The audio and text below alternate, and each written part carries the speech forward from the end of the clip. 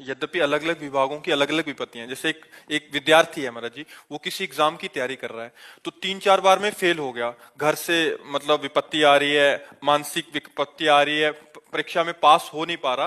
तो अगर वो पास नहीं होता तो ये विपत्ति का समाधान तो नहीं हुआ, बट आगे चल के उसको कहीं अन्यत्र और अच्छा नहीं, मंगल भी पहुंच। अगर वो एक बार फेल हुआ और वो विचार करे कि मैं फेल क्यों हुआ हूं, एक चैप्टर है, वो आपको पढ़ाया गया है और उसी पढ़ाए गए चैप्टर से प्रश्न हुआ है, तो आप कोई नशा करते हो, आप कोई गंदी बात करते हो, आप अपने चिंतन को कहीं बांट रहे हो, आप हटाइए और अपने चिंतन को एकाग्रता पूर्वक लगाइए और भगवान का नाम जप कीजिए और ना पास हो जाए तो आप हमें बताओ।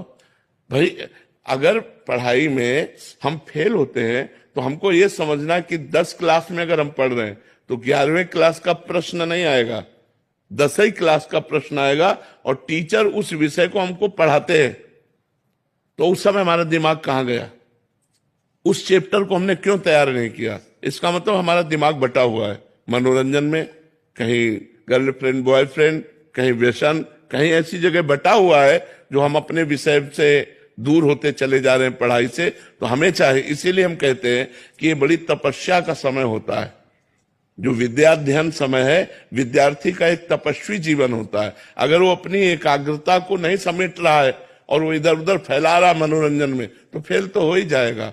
और भगवान का नाम जप करे और संयम से अपने चित्त को अपने पढ़ाई में लगावे तो निश्चित पास हो जाएंगे। क्योंकि चैप्टर एक सीमित है, क्लास का चैप्टर एक सीमित है, असीम नहीं है कि भाई कहीं से भी प्रश्न हो जाएगा। एक ग्रंथ है, उसमें कहीं से हो सकता है और वो आपको साल भर समय दिया गया है, आप उसको पढ़िए, तो फेल कैसे हो सकते हैं? अगर एक बार फेल हो गए तो दोबारा हम उसकी चेष्टा करें।